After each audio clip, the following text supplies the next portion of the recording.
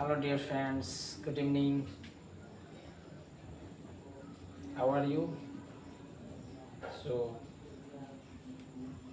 many times in joyful and celebrity festify heartiest happy Deepavali.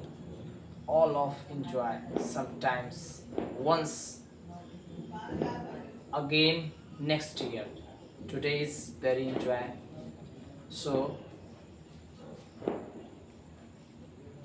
after Deepavali, to comes topic discussion about among us the topics of chemistry chapters 3 atoms. This topic is very easy, so now explain. Let's begins आज. Okay dears, आज start कर रहे हैं हम लोग atoms के बारे में. एटम्स को अगर देखा जाए तो परमाणु कहा गया है. परमाणु एक्चुअल में बोले थे जॉन डॉल्टन बोले थे. इंग्लैंड के रहने वाले थे और इनका जन्म 1766 में हुआ था. इन्होंने उस टाइम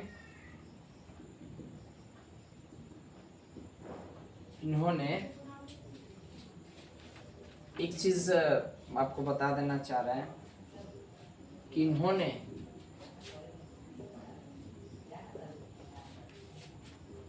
जॉन डॉल्टन का जन्म 1716 में हो गया था, लेकिन 1802 में उन्होंने जो बताया था, क्या बताया था, एटॉमिक थ्योरी के बारे में फॉरवर्ड किया था. उनका एटॉमिक थ्योरी उतना सक्सेस नहीं था, फिर भी उन्होंने एटॉमिक थ्योरी को फॉरवर्ड किया उस टाइम में.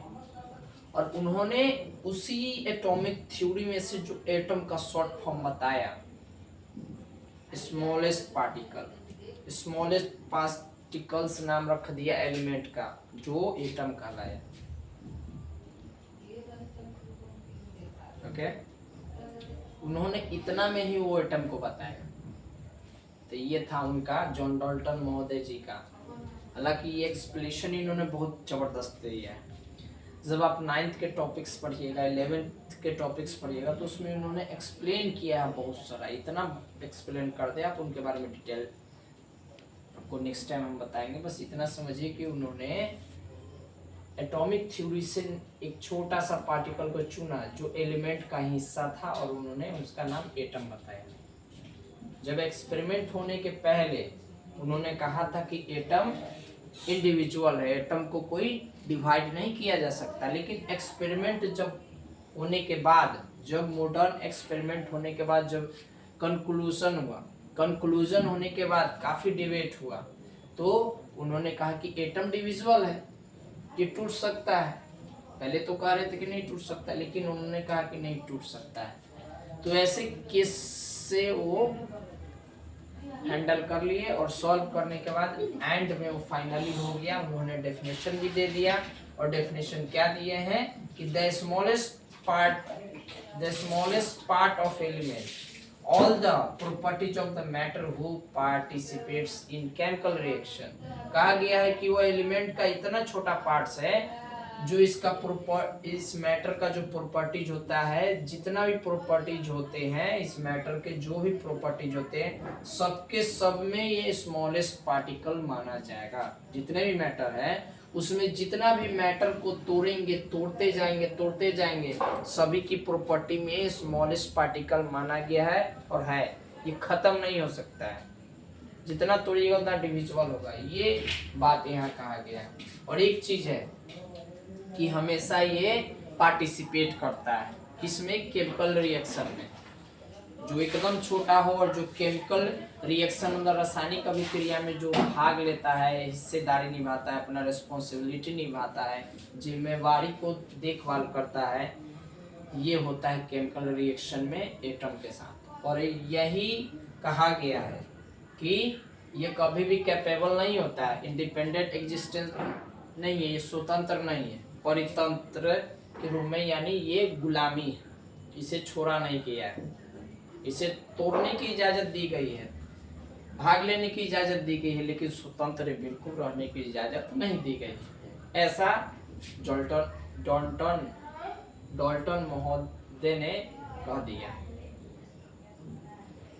अब बात यहाँ तक अटकती नहीं है। अगर देखा जाए कि ये एटम का जो साइज होता है एक्चुअल में इतना छोटा होता है, तो सोचिए मास कितना, मतलब मासलेस होगा ये। इसके पास देखा जाए तो मास भी क्या होता है, बहुत लेस होता है। जितना बड़ा होगा उसी हिसाब से मास होगा ना। तो ये था, आज हम समझ रहे थे अबाउट ऑफ एटम्स के बारे में। और भी एटम्स के बारे में है जो हम आपको बताएंगे। अभी खत्म नहीं हुआ, अभी जाइएगा नहीं, जल्दी से अगर नहीं जुड़े हैं तो जुड़ जाइए, और जितने भी टॉपिक्स पढ़ाया जा रहा है उसे नोट्स कर लीजिए। ये आपका शॉर्टकट जो आपके बीच आया है, कम लिखिए ज़्यादा समझिए, वही है। शॉर्ट राइट है लेकिन मोर अंडरस्टैंड है। तो ये आपका हो गए एटम्स के कुछ स्टेप्स।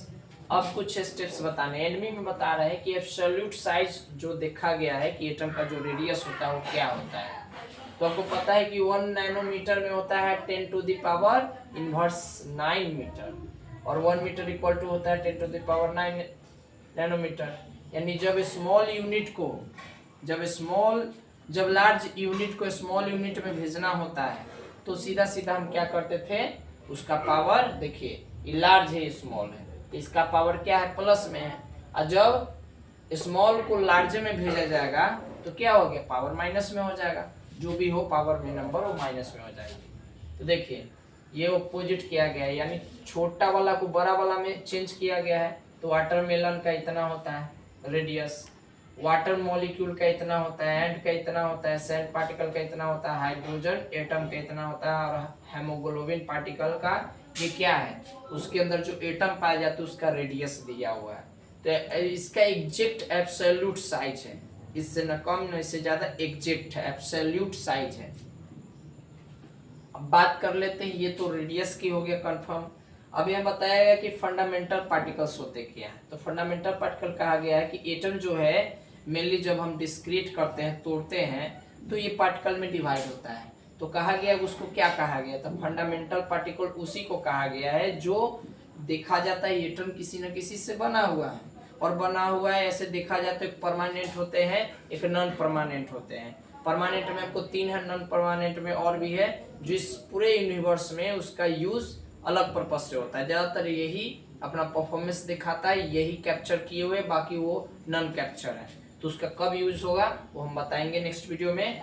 पहले ये समझ लेते हैं, फंडामेंटल मेनली 3 पार्टिकल से बने होते हैं, इलेक्ट्रॉन, प्रोटॉन और न्यूट्रॉन से। जिसे बात कर लेते हैं इलेक्ट्रॉन, प्रोटॉन, न्यूट्रॉन के बारे में हमने नेक्स्ट वीडियो में आपको अगर बताएंगे तो क्लियर हो जाएंगे। चलिए पहले देख लेते हैं, कुछ और भी टॉपिक्स आ रहा है। ये एटॉमिक नंबर होता क्या है। एटॉमिक नंबर कहा गया कि एक ऐसा प्लेटफॉर्म होता है जिसमें प्रोटॉन का नंबर और इलेक्ट्रॉन के नंबर के बराबर होता है। आपको पता है कि प्रोटॉन किसके साथ रहता है, न्यूट्रॉन के साथ। न्यूट्रॉन चार्जलेस होता है, प्रोटॉन प्लस में होता है, और इसके बाहर बॉडीगार्ड के तरफ घूमते कौन होता है, इलेक्ट्रॉन। तो इसीलिए कहा गया कि जितना प्रोटॉन का नंबर होगा उतना ही इलेक्ट्रॉन का होगा। समझ गए, यानी प्रोटॉन बराबर इलेक्ट्रॉन कहा गया, और दोनों मिलकर किसके बराबर होगा, एटॉमिक नंबर के बराबर होगा। और कहा गया है इसे हम कैपिटल जेड से इंडिकेट करते हैं। समझ गए ना, प्लेटफॉर्म यूनिवर्स जहां पर ये रहता है ना, प्रोटॉन इलेक्ट्रॉन, उसी प्लेटफॉर्म के अंदर एक बहुत बड़ा हॉल होता है। हॉल यानी इसका स्कूल होता है। तो स्कूल के चारों तरफ ये चपरासी का काम करता है इलेक्ट्रॉन, अंदर पढ़ने वाला या पढ़ाने वाला काम कौन करता है, प्रोटॉन करता है। ठीक है, अब बात कर लेते हैं फॉर्मूला। ये इसका Z बराबर P इक्वल टू E, एक दिया अपने आप सब निकल जाएगा। समझ गए। अब होता है मास नंबर। मास नंबर में याद रखेंगे कि इसमें न्यूट्रॉन का जितना न्यूट्रॉन का होता है उतना ही प्रोटॉन का होता है, इसमें इलेक्ट्रॉन नहीं होता है, सीधा बात याद रखिएगा।